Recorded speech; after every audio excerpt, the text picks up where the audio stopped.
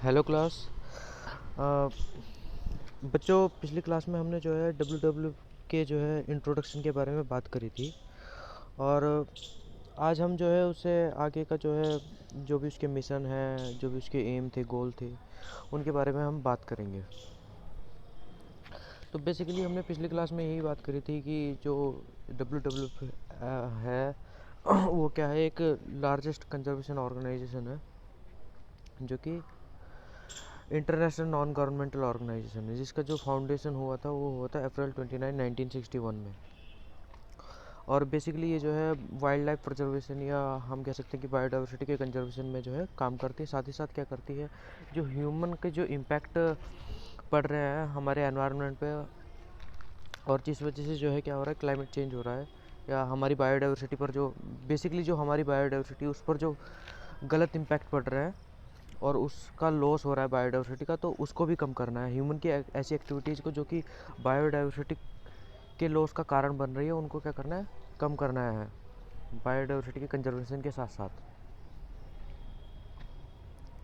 और इसका जो फर्स्ट ऑफिस था वो 1961 में स्विस टाउन में था, ये हमने पिछली क्लास में बात करी थी। और इसका जो सेक्रेटेरिएट है वो जो है ग्लांड स्विट्ज़रलैंड में है, ग्लांड स्विट्ज़रलैंड में।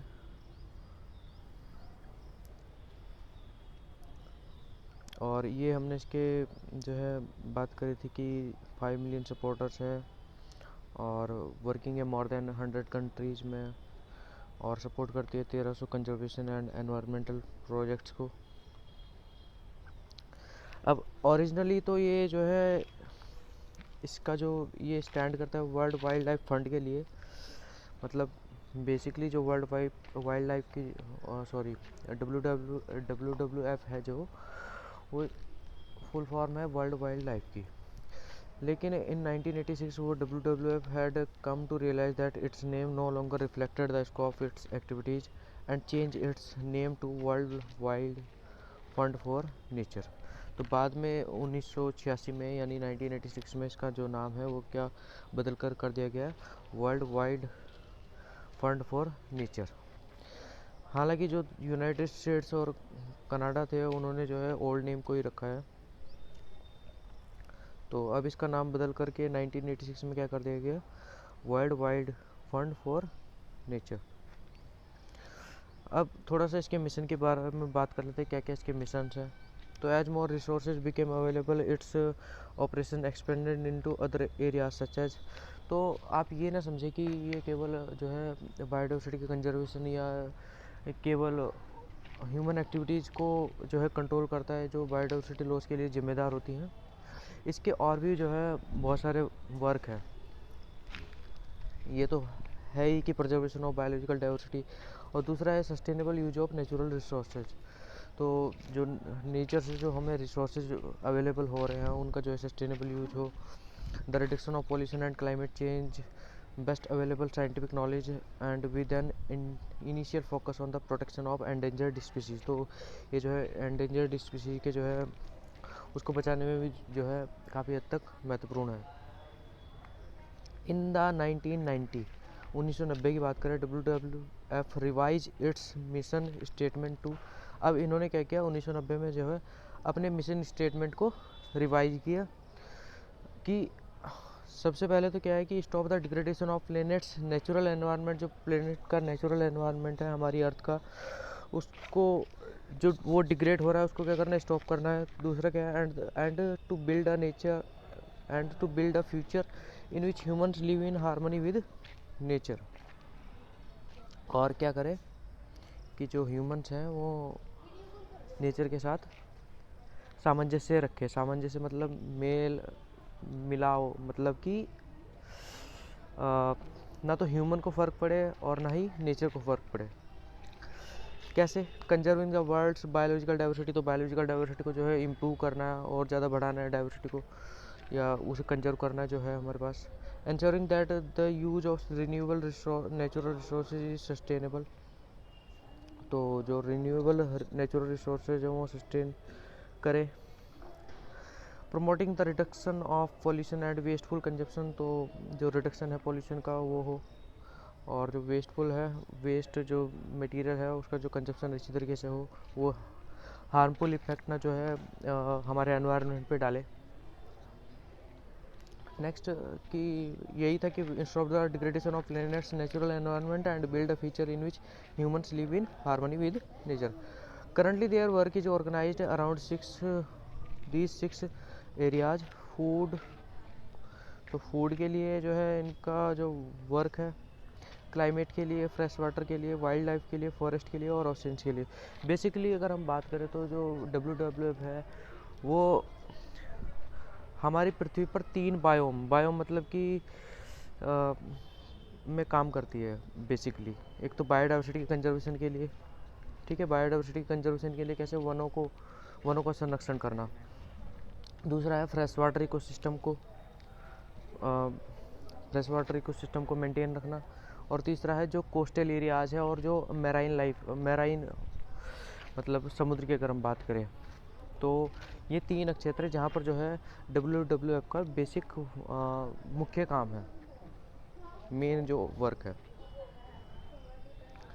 WWF in 1985 expands conservation programs in Asia. तो इसने क्या किया, जो अपने कंजर्वेशन प्रोग्राम्स थे वो एशिया में फैलाए and Africa, showcasing the new Annapurna National Park in Nepal.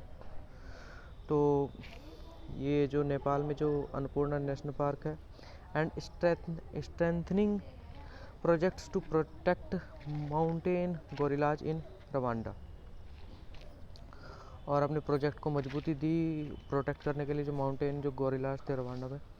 On the island of Madagascar, ये हम उसके कुछ कार्यों की बात कर रहे हैं कि क्या क्या उसने जो है कार्य किए हैं। On the island of Madagascar the greater bamboo lemur thought to be extinct since 1972। तो ये जो मेडागास्कर में ग्रेटर जो है बम्बू लीमर है, ओके, ये थॉट था, एनवायरमेंटलिस्ट ये मानते थे कि ये जो है एक्सटिंक्ट की जो है कगार पर है। ऐसा सोचा जाता था कि एक्सटिंक्ट हो चुका है 1972 and is rediscovered by WWF sponsored researchers in 1986।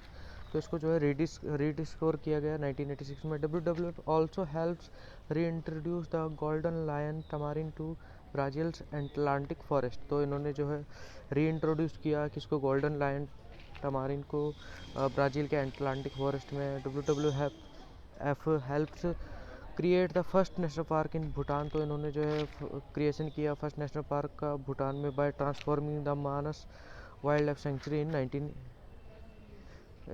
1986। तो उसको ट्रांसफॉर्म कर दिया और उसको जो है फर्स्ट नेशनल पार्क बना दिया भूटान में 1986 में। वो वर्क्स विद WWF। अब इसके साथ कौन कौन जो है सहयोग से काम करता है।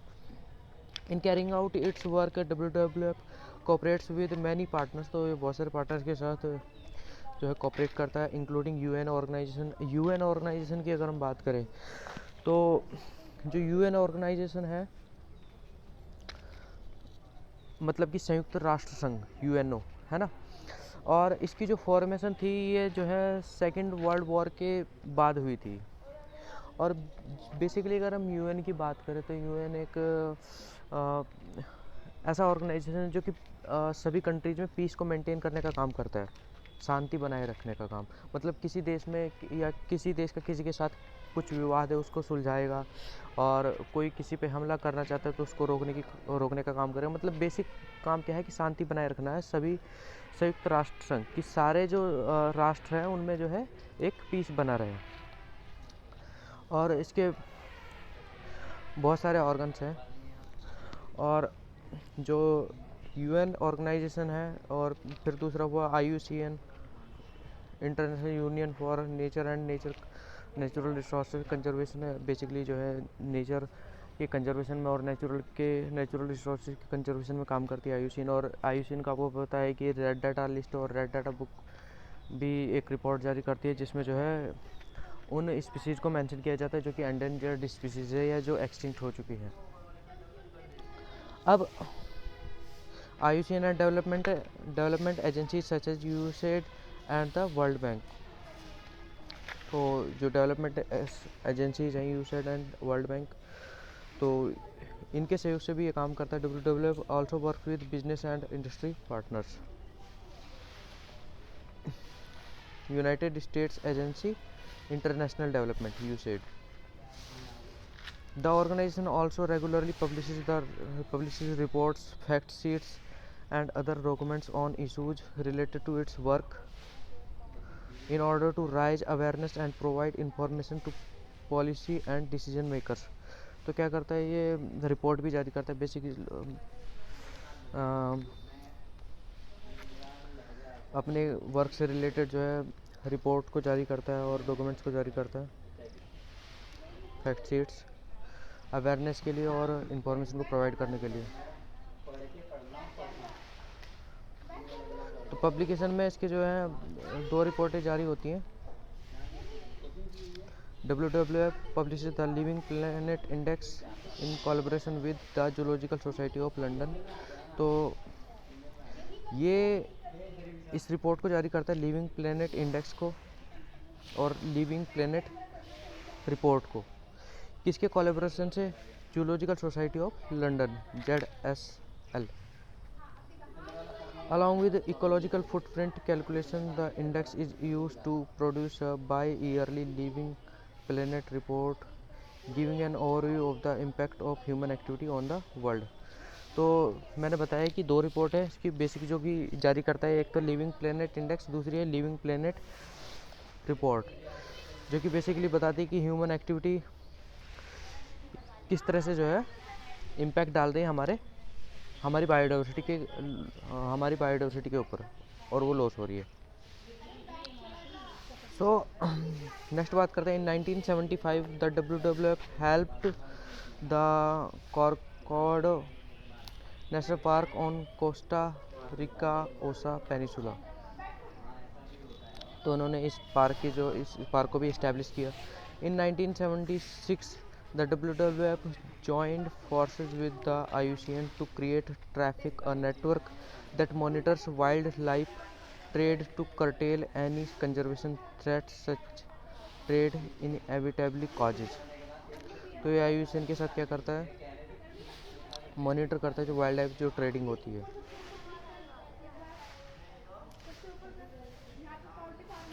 तो ये जो ट्रैफिक है the wild life trade monitoring network एक जॉइंट प्रोग्राम है WWF का और IUCN का. Amongst the first projects to receive funding from the WWF was a study of tiger population in Chitwan Sanctuary, Nepal. तो ये था कि जो फर्स्ट प्रोजेक्ट था जो फंडिंग कहाँ से मिली इसको WWF से, और इसमें जो क्या था कि स्टडी थी टाइगर पॉपुलेशन की इन चितवान century Nepal. In 1992, the WWF further funded conservation in developing nations by establishing conservation trust funds for high priority conservation regions throughout the world. तो 1992 में जो है WWF अगेन जो है कंजर्वेशन को फंड करता है जो डेवलपिंग नेशन है, जो विकासशील देश हैं. जो डेवलप्ड कंट्रीज़ की बात नहीं कर रहे हैं हम, किसकी बात कर रहे हैं? जो विकासशील देश हैं, जो डेवलपिंग कंट्रीज़ हैं. More than 450 nature clubs have been set up throughout India to propagate the conservation education program. तो 450 जो है नेचर क्लब्स जो है सेटअप करे गए हैं इंडिया में कंजर्वेशन एजुकेशन प्रोग्राम को क्या करने के लिए? प्रोपेगेट करने के लिए. प्रोपेगेट मतलब बढ़ाने के लिए उनको. More recently, the WWF has worked with Brazilian government to launch the Amazon region protected areas that will triple the land area that is protected within the Amazon region. तो recently इसने क्या करा है कि जो ब्राज़ीलियन जो government है उसके साथ जो है काम करना शुरू करा है और जिससे जो है अमेजोन जो रीजन जो अमेजोन के जो जंगल हैं प्रोटेक्टेड एरियाज हैं उनको जो है बढ़ाया जा सके. The WWF India was formed in 1969. तो जो WWF इंडिया है तो इसका जो है इंडिया में नई दिल्ली में जो है इसका वो है हेड ऑफिस, और ये 1969 में जो है फॉर्म हुआ. तो इसके अब बॉम्बे में while Kolkata Madras and Delhi are the regional headquarters हैं इसके. जो फर्स्ट जो फॉर्म हुआ था वो दिल्ली में हुआ था. WWF supports several conservation projects in India. तो इसने जो है बहुत सारे जो कंजर्वेशन प्रोजेक्ट्स है उनको जो है क्या करा है, सपोर्ट करा है। जैसे कि इंडिया में लाइक गिर इकोलॉजिकल रिसर्च प्रोजेक्ट 1968 में, प्रोजेक्ट हंगुल 1970 में, द प्रोजेक्ट टाइगर 1973 में, the Himalayan musk deer project 1981 में। By 2020 WWF will conserve 19 of the world's most important natural places and significantly change global markets to protect the future of nature. तो 2020 तक इसने क्या करा है कि वर्ल्ड की जो मोस्ट इम्पॉर्टेंट नेचुरल प्लेसेस हैं 19, उनको जो है क्या करना है, उनको कंजर्व करने का काम किया है अब तक,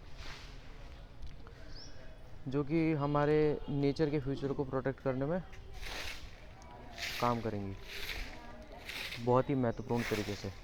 तो ये कुछ था उसके बारे में, हम कह सकते हैं WWF के बारे में। और थोड़ा सा मैं यहाँ पर UN की बात कर लेता हूँ, क्योंकि UN आपके टॉपिक में तो है नहीं, लेकिन फिर भी हम उसकी बात कर लेते हैं। UN बेसिकली जो यूनाइटेड नेशन ऑर्गेनाइजेशन। तो इसकी जो फॉर्मेशन हुई थी, ये हुई थी 1942 के करीब, जब सेकेंड वर्ल्ड वॉर ख़त्म होने की कगार पर था। और मुख्य रूप से इसका काम यही था, जो मैंने पहले बताया, कि पीस को मेंटेन करना है किसी तरह से। और हम बात करें कि इसके जो है बहुत सारे ऑर्गन्स हैं, जैसे कि WHO हो गया, और भी बहुत सारे हैं। तो बाकी हम नेक्स्ट क्लास में बात करेंगे। तब तक के लिए धन्यवाद।